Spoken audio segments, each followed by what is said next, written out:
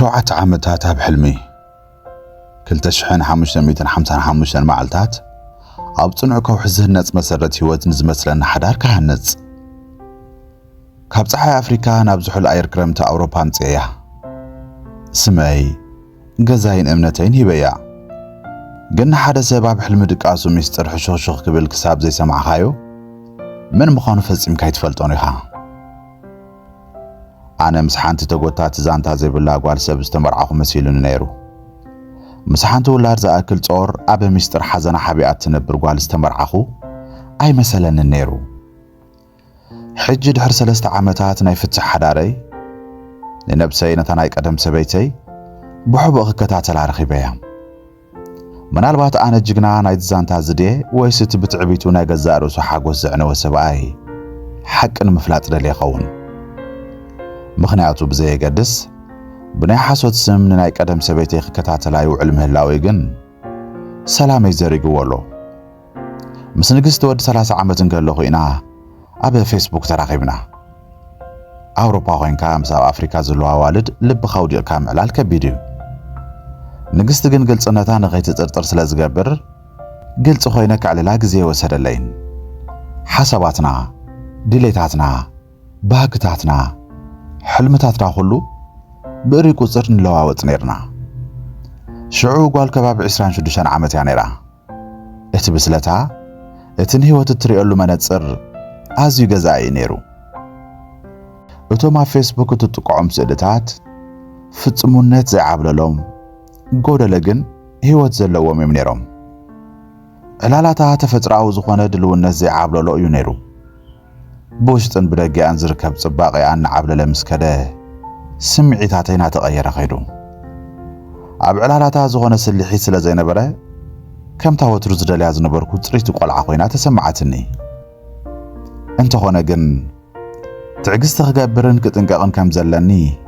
ኣይረሳዕኹን قم نجر كتحسبن كلخا كل بتعجستن تفتراو في الصوت حاليون تخيلي صبغ زبل ترير امنتي نيروني سلازم علالنا قتلنا عبز علالنا بيتساب فقري هاجر حيوانات محبراو قدايات حاويس كازيتن كفار استين بلنان مننا خمزل علنا يوزي ذكرو بزعبا سينجل ما منت كي ترفم كتعنا يذكرني أنا من سينجل مام وي سينجل داد زمدنا مجمار بزوح سحابة وقتوتو زلوون كبير حلافنت كم زحاتتن امنتي مخانو نجيريا نساد ما بنصارو اتنا بخاز مصو ولاد زلو سب اندحر مستحلو في تاريخو ملؤ نبلؤ تباتيخو كابت السلامة زمدنا بزوح زي فلا خم زخانه كومو خم تأمن نجراتنا نيرا اتعلال نسو كم تلمود ترى زي تسمع معنا لور استسلاز نبره كم ترى على الحليفو ابت غزيتي ات امنتي حدا دليتاتو انصير زفلط لعل واغا زلو سباي كم زغبرن يزمسلن نيرو حجግ نساكت ديبو ازيات فرح مندق يهانص كم زدبركو ترديني بزغونه نخلت عامتات بأونلاين اركنتنا نفقرنا نقصلنا بتن لا اخو دمصن نوتا فيدلاتن افقر وديقنا هموداتا ناب ኢትዮጵያ خيده باكل تراخيبنا باكل ونصباقان قم نغران عزيزو ترعيني دحار بزح بيتسب زي ترخبو مرعته غيرو تحكيسنا وعلا دحريو نغوس خونكو خيدو تسمعني بدحريو بروسس جميره لاي صنحتن ناب اوروبا امتيا نخلت عامت دما نتحلمنا نتباهقنا بعقبت نبيرنايو ويكا انا قوم يعمل نير مالتيو دحر غزياب غزدق اسا حلمنا تفتفن كسمع جميره أفلماتها تفتف ترقم زي بلون فرا زي بلو زربان نيرو مستدقاقة مجن وداي زبلك على زتحاوسو مها تفتفات كسمع جميلة كدميو بس ما أنبلي إلي زرق سانيرة حجقن كترات أرجميرة من الوقت تبزعبا ولاد كنت أنا حل الناس بالكوادو أجاني قواخون دقي ما حتيتيا ملساقن كم زأمنتلو نتزهب كوا مقنيات نساون كم تقبلو نجراتنيا سلازكال ميسترالو مالتيو إلا حسب جميرة كابوها أي يحواتا قلي أنا في قاتخون إلا ونشللك بلا فتينا نيرا مستدقاق منقن ترد عرايد أرز بزيحو اتدمصتا اتقانعا ናይ ሓንቲ ልባ ኣብ ውቅያኖስ ዝሓስብ ዝነበረታ ደይ ዝጥዕም ነይሩ እትጥርጣረ ሰላመይ ክዘርጎ ምስ ጀመረ ሓደ ነገር ክገብር ወሰንኩ ሓደ መዓልቲ ንሳና ኣብ ሻወር ክተኣቱ ክትብል ቴሌፎን ኣብ ቻርጅ ስለ ዝነበረት ቴሌፎን ክስከ ዩቲዩብ ከፊት ካሃብኒ ኢለያ ቅድሚውን ቴሌፎን ተኸላሊና ስለ ዘይንፈልጥ ዝኾነ ከይጠርጠረት ይባትኒ ናብ ሻወር ኣትያ እታ ብህይወተይ ክገብራ ፈጺመ ዘይደልያ ዝነበርኩ ነገር ቴሌፎን ስበይትኻ ምጉርጓርያ ነይራ ኣብቲ ሰዓት እቲ ግን ምጥርጣረይ ትም ከብሎ ስለ ዝነበረኒ ኣብ ቴሌፎና ገለ ነገር ክእልስ ጀመርኩ ብዙሕ መልእኽቲ ክረክብ ኣይከኣልኩን ኣብ ዋትስኣፕ ግን ምስ ንእሽቶ ሓፍታ ዝተለዋወጠተን ዝተወሰናላ ድምፂ መልእኽቲ ረኸብኩ ኣብታ መዓልቲ እቲኣ ድማ ከም ብሓዱሽ ምስ ሰበይተይ ተላለኹ ዳርጋ ኩሉ መልእኽቲ ብዛዕባ ናፍቆት ወዳን ጥዕና ወዳን ዝተሰከመ ነይሩ እቲ ኣነ ከም ንጉስ ኮይና ዝመርሓ ንእሽቶ ዓለመይ ተገልቢጣ ተረኣየትኒ ናብራይ ተዓርዩ ከም ሰብቲ ናይ መወዳእታ ምዕራፍ ህይወተይ ብውላድ ተባሪኸ ክነብሮ እናተሃንጠኹ ድቦ ላወደቐኒ ንንግስተይ ፈጺመ ከም ዘይፈልጣ በሪሁለይ ቅድመ ኣፍቃሪ ዘይኮነስ ብስርዑ ዝተመርዐወቶ ሰብኣይ ከም ዝነበራ ፈሊፀ ካብኡ ቆልዓ ወሊዳ ግን ስለዘይተስማዕምዑ ከም ዝተፋትሑ ፈሊፀ ምሳይ ኣብዚ ህይወት እናጠንሰሰት ኣብ ኣፍሪካ ግን ካልእ ንእሽቶ ቆልዓ ይጽበያ ከም ዘሎ ተረዳእኹ ንሰበይተይ ዘይኮነስ ምስ ሓንቲ ምስጢራዊት ስለያ ይነብር ከም ዝነበርኩ ኮይኑ ተሰማዕኒ ፊት ንፊት ገጢመ ምስጢራ ከም ዝተኸሸሐ ምስ ነገርኩዋ የዒንታ ሓቢጡ ክስካብ ዝዕበስ ያ ነቢዓ ግርሚተይ ካብታ ቀዳመይቲ መዓልቲ ጀሚረ ክነግረካ ደልየ ነይረ እንተኾነ ግን ዕላልና ናብ ዘይንብር ገጹ ክኸይድ ምስ ጀመረ ከፍቅረካ ምስ ጀመርኩ ተሓሳብ ከፍርሃኒ ጀሚሩ ቆልዓ ኣለኒ እንተይለካ ምላሽካ እንታይ ክኸውን ከም ዝኽእል ምሕሳቡ ከፍርሃኒ ጀሚሩ እቲ ርክብና ከዓ ካብ ቁፅፅረይ ወፃኢ ኣነ ብዘይሓሰብክዎ ናህሪ ኣብ መርዓ በፂሑ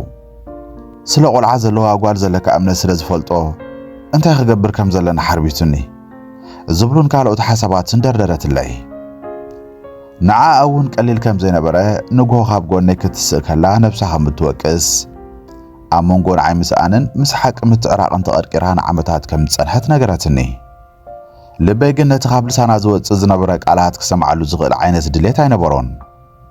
ኣይወቃዕኽዋን ኣነ ከምኡ ዓይነት ሰብ ኣይነበርኩን ግን ሕጂ ኮይነ ክሓስቦ ካብ ማህረምቲ ዝዓመቆ በሰላ ብዝገድፍ ቃላት ሃስየያ እየ ሓሳዊት ምዃና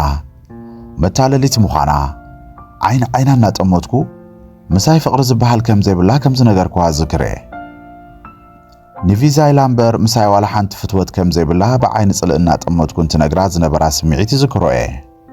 ሕጂ ትደልዮ ቪዛ ረኺብካ ኣለኺ ኣብ ኣውሮፓ ትነብር ኣለኺ ሓቀይ እንታይ ዳ ትጽበይ ኣለኺ ዘይትኸዲ ኢለ ዝተሰምዓኒ ኩሉ ብስምዒት እንትዛረብ ብዝተሰብረ ልባ ክትሰምዓኒ ዝክር ኣብ ትህሞት ዋላ ሓንቲ ግዳይ ነበረንን እቲ ዝረኣየኒ ዝነበረ እቲ ዝተነዓቕክዎ እቲ ብስልሒት ዝተጎዳእኽዎ ጥራሕ እዩ ዓሻ ዝኾንኩ ኮይኑ ተሰሚዑኒ በቲ ሓደ ገጽ ናይቲ ቆልዓ ዘለዋ ጓላይ ምርዖን ዝብሎ ዝነበርኩ ብድዐ ፈጣሪ ዝቐፅዓኒ መሲሉ ተሰማዕኒ በቲ ካልእ ገጽ ከዓ ዝኹሉ ቤተሰብ ኣዝማድ ውለድ እንዳበለን ትርብሸኒ ትሚለ ምጽንሐይ ፈጣሪ ነዛ ምስጢር ከሪአኒ ደልዩ ኢለ ሓሰብኩ በቲ ኾነ በቲ ንግስቲ ብዙሕ እናለመነትኒ ኣነ ግን ናይ ፍትሕ ወረቐት መሊአ ተፈላለኹ ኣነ ሰይጣን ስለ ዘይኮንኩ እቲ ናይ ቪዛ ወረቐት ኣይከላእኽዋን ብሰላም ካብ ገዛ ወፅየላ ኸድኩ ብርግጽ ኣነ ካብ ገዛ ክወፅእ ኣይደለየትን እንተኾነ ግን ኣነ ስራሕ ዘለኒ ሰብ ስለ ዝኾንኩ ኣብ ድሌተይ ከይደ ክነብር ይኽእል ኢለ እቲ ገዛ ገዲፈላ ወፃኹ ካብ ንፋታሕ ድሮ 3 ዓመት ሓሊፉ ኣሎ ከም እትተሓስብዎ ኣነ ሕጉስ ክኸውን ይግባእ ነይሩ ምኽንያቱ ተበዳሊ እየ ተበዳሊ ክንሰይ ካብቲ በደል ብሰላም ይወፀ ሕጂ ዘታልለኒ የለ ዘዕሽወኒ የለ ካብ ኩሉ ነፃ እየ ዘለኹ እንተኾነ ድሕሪ ፍትሕ ዝነፃነትን ሰላምን ንሓደ ዓመት ጥራሕ ይቐፂሉ ድሕሪ ሓደ ዓመት ነብሰኒ ንግስቲ ክትእልሻ ጀሚራ ብኻልእ ስም ኣካውንት ከፊተ ኣብ ማሕበራዊ ሚድያ ክከታተላ ጀሚረ ንምንታይ ከምኡ ይገብር ከም ዘለኹ ኣይፈልጥን ኣብ ንግስቲ ከዓ ዝኾነ ለውጥታት ክርኢ ጀመርኩ ቅድሚ ሕጂ ዝኾነ ናይ ወዳ ፎቶ ጠቂዓ ኣይትፈልጥን ነይራ ሕጂ ግን በዝሕናታን ናይ ወዳን ፎቶ ተጠቂዑ ኣሎ እቲ ወዳ ጽቡቕ ክንሱ ይዕንቲ ናይ ንግስቲ ዝወነነ እዩ ካልእ ኸዓ ሕጉስቲ ከም ዘላ ዝሕብሩ ምስ ካልኦት ደቂ ተባዕትዮ ዝተሳእለቶም ስእልታት እውን ይርአ ኣለኹ እቶም ምስኣ ዘለዋ ኣወዳት ንንግስቲ ዝምጡና ኣይመስሉንን ሕዋሉ ምዃኖም ኣከዳድንኦምን ዝተበታተነ ፀጉሮምን ርኢኻ ምፍላጥ ይከኣል ፍርዲ ቀናዕ ደኣ ኸይመስል እምበር ኣብቲ ዝሪኦ ዘለኹ ስእሊ ንናይ ንግስቲ ልቢ ጽባቐ ይኹን ባህሪ ዝምጥና ወዲ ይረኣኹን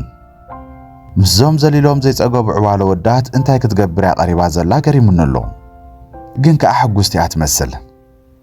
ንዓመታት ንወዲ ተባዕታይ እናታለለት ከም ዘይነበረት ሕጂ እቲ ዝበለጸ ናይ ህይወታ ክፋል ትነብሮ ዘላ ትመስል እዚ ድማ ይሕሪቑኒ ምኽንያቱ ኣነ ኣብታ ዝገደፈትኒ ኣብታ ድምፂ ሓፍታ ዝሰማዕ ኩላ መዓልቲ ደው ኢለ እየ ዘለኹ ንሳ ግን ምንም ከም ዘይተፈጠረ ኩሉ ረሲዓ ህይወታ ትቕፅል ኣላ ሽሕ ግዜ ንነብሰይ ሓቲተ እየ ነቲ በደለይ ዘይምጥን ልዕሊ ዓቐን ዝኾነ ግብረ መልሲ ደሂበ እቲ ዝተታለልክዎ ንልዕሊ 6 ዓመት ዝሃነፅክዎ ፍቕርን ሓዳርን ከፍርስ ዝኽእል ዓቕሚ ይነበሮን ድዩ ሓቂ እዩ የፍቅራ እየ እዚ ዘይክሕዱ ሓቂ እዩ ግን ንሳኸ ተፍቅረኒ ነይራ ድያ ወይስ ንኣውሮፓ ከሰጋግራ ዝኽእል ድልድል ጥራሕ እየ ነይረ ናይዞም ሕቶታት መልሲ መን ክነግረኒ ብስረኸ ኸመልካ ንሰብ ልቡ ጨዲድካ ትሓቂ ትፈልጦ ሕጂ ግን እወ ቀኒአ ኣለኹ ነቲ ኩሉ ዝገበረትኒ ረሲዐ ቀኒአ እየ ነቲ ኣነ ዝነፀክዎ ውላዳ ተቐቢሉ ክነብር ዝኽእል ወዲ ምርካብ ኣቕኒኡኒ ኣሎ ሓንሳብ ክድውለላ ደሊ በቲ ቐልጢፈ ዝወሰንኮ ውሳነ ከም ዝተጣዓስኩን ይቕሪ ክትገብረለይ ክነግራ ደሊ ሽዑ ንሽዑ ግን እቲ ትዕቢተይ ኣብ መንጎ ኣትዩ ንዓመታት ከይሓፈረት ኣብ ገጽካ ሓስያትካ ከም ዓሻ ክትቁፀር ገይራትካ ክትብቅዕሲ ይቕሬታ ክትሓታ ሕጂ ይቕሬታ እንተሓቲትካ ንስሓ ሓንቲ ጌጋ ከም ዘይነበረ ኣይ ክቁፀር ዝብሉ ሓሳባት ይስምዓኒ እንተኾነ ግን ፍቕሪ ድዩ ክስዕባ ዝገብረኒ ዘሎ ወይስ ንሳ ኣብ ህይወት ክትፈሽል እሞ ናተይ ምኽንነት ክዕወት የፅበ ዘለኹ ዝብል ዘፍርሃኒ ዘይምልሶ ሕቶ ኸ ኣሎ ብዛዕባ እቲ ኣብ ኣፍሪካ ዘሎ ወዳ ብቐጻሊ እየ ዝሓስብ ሕጂ 9 ወይ 10 ዓመት ገይሩ ይኸውን እዩ ኣነ ወዲ ሰበይተይ ክህልወኒ ዘይምድላየይ ንሱ ብዘያደ ኣብ ኣፍሪካ ይዓበሎ ኢለ ንነብሰይ ወቅሰ ምኽንያቱ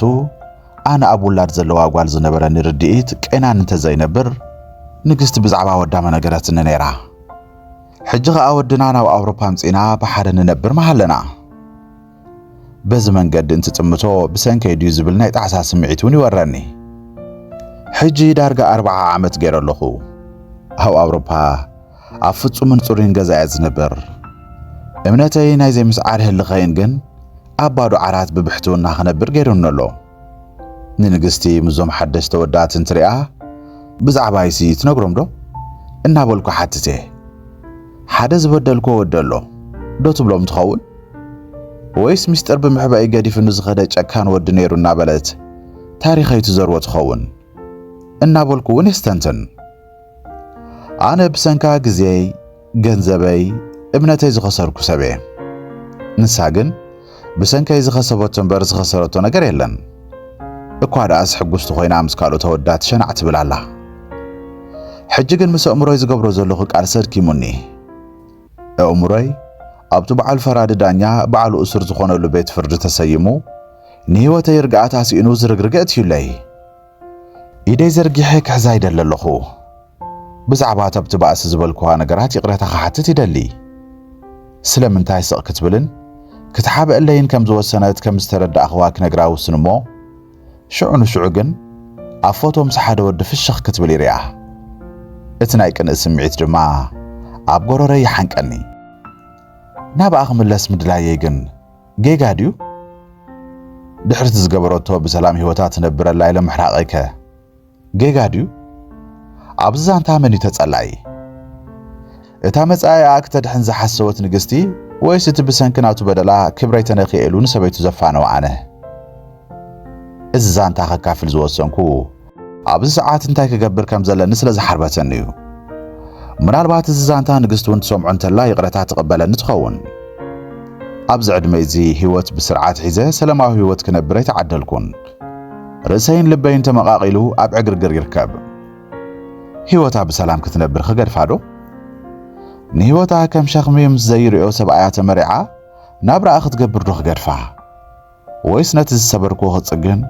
ናይቲ ዘሕለፍኮ ህይወት ዕዳለኒ እዩ ምክንያቱ ሕጂ ዘሕርቀኒ ዘሎ ሰላመይ ዝዘርገለይ ዘሎ እቲ ብዛዕባ ውለዳ ዝሓስበትኒ ዘይኮነስ ክትሕሱ ከም ዘለዋ ንኽስምዓ ዝገበርኩ ኣነ ምዃነይ ንነብሰይ ቆሳ ምህላወይ ተሓቂ